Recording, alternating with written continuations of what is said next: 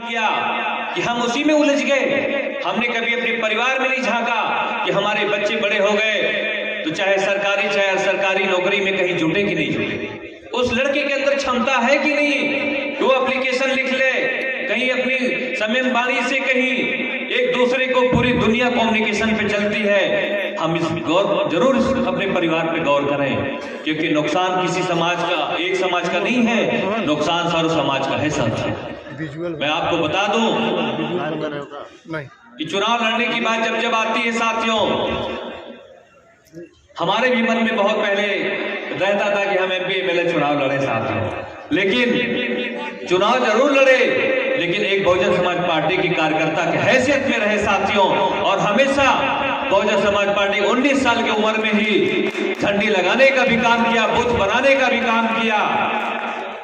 हमारी नेता ने पूछा दिल्ली में जब पहली बार, तो हमने कहा बहन जी आप जमीन पे रखेंगी तो भी हम खुश हैं, आप चुनाव लड़ाएंगी तो भी हम खुश हैं।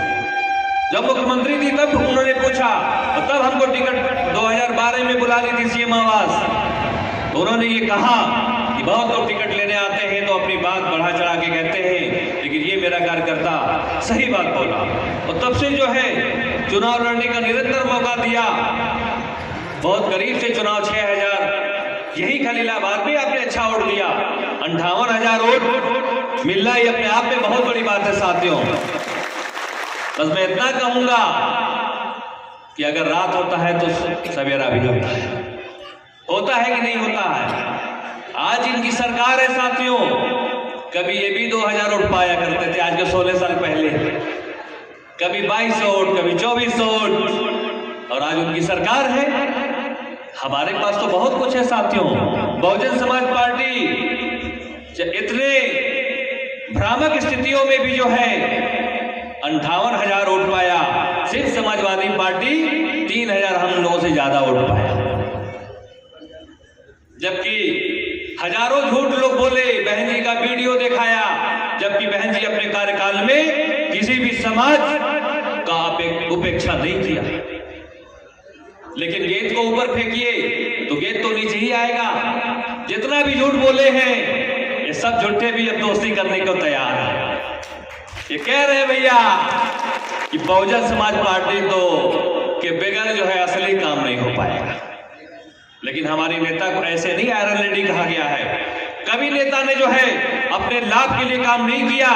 निश्चित तौर पे आज खलीलाबाद में मैं अपने सम्मानित नेतागण, सभी सम्मानित मां बहनें जो भी यहाँ पे उपस्थित थी, जनता, मैं इतना कहूंगा कि हम लोगों का दिन जो है जरूर 11 साल से 15 साल जो भी बीता पावर से दूर है, पिछड़ गए, लेकिन बहुजन समाज पार्टी ने ही नारा दिया था पावर ऑफ बैलेंस।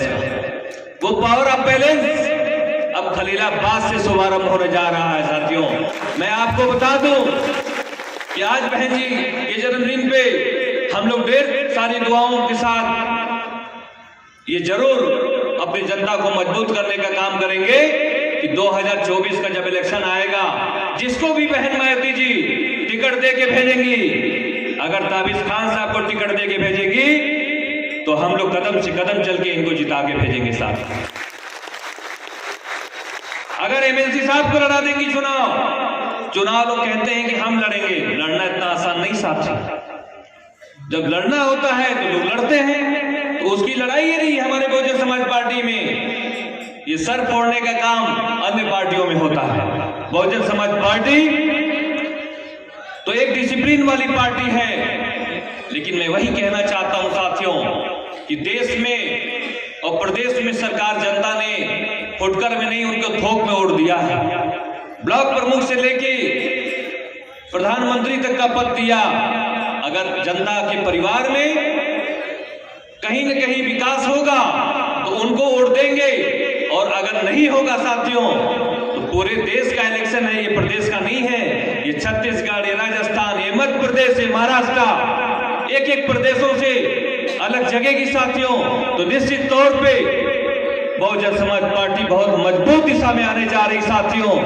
मैं कुछ ऐसी बातें जो मंच पे कह नहीं सकता, बस मैं इतना कहूंगा कि आज शुभारंभ इस खलीलाबाद से एक आवाज हम लोग लेके जा रहे हैं कि खलीलाबाद पूरे देश में पावर बनकर आएगा साथियों, पूरे देश में। क्योंकि आपने देखा होगा कि बगल के जिले में कभी कोई सांसद था जो मुख्यमंत्री, देखा है अपने आंखों के सामने। तो बहुजन समाज पार्टी तो साथियों एक संगठित पार्टी है।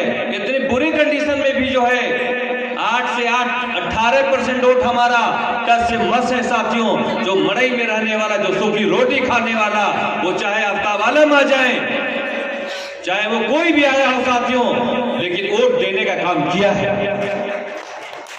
कहीं न कहीं से जो बीच में भ्रामक स्थिति पैदा की गई है, आज वो भी पछतावा का काम कर रहे हैं।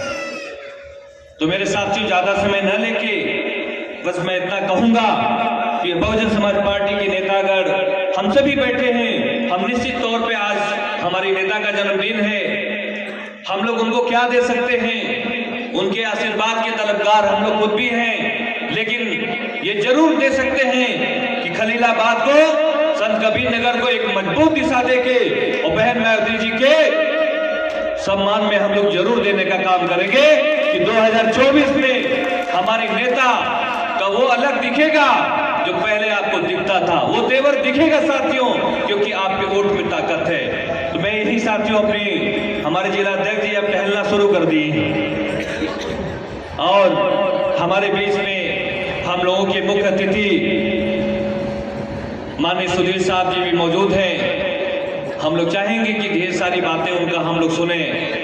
हमारे बहुत सारे सीनियर ने जो बातें कहा है, बस मैं अपने सर्व समाज से यही अपील करूंगा कि अपने परिवार, अपने बच्चों के, अपने क्षेत्रों के विकास के लिए आप आकलन जरूर करिए।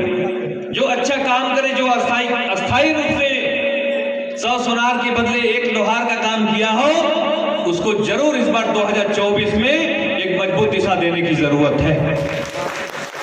मैं इसी साथियों अपनी बात समाप्त करते हुए और आज ये भी कहना चाहते हैं कि नगर पालिका का इलेक्शन संभावित, चाहे जो भी सुप्रीम कोर्ट का गवर्नमेंट के बीच में भी मामले चल रहे हैं, हमें उसमें नहीं पड़ना है साथियों। हमें जन जन में अपने बहुजनवादियों को, जो परिवार में हमारा वोट में नाम है, वो माँ बहनों, क्योंकि वोट में ही सारा पावर है। ये जो चालू लोग हैं वो नाम काटवा देते हैं।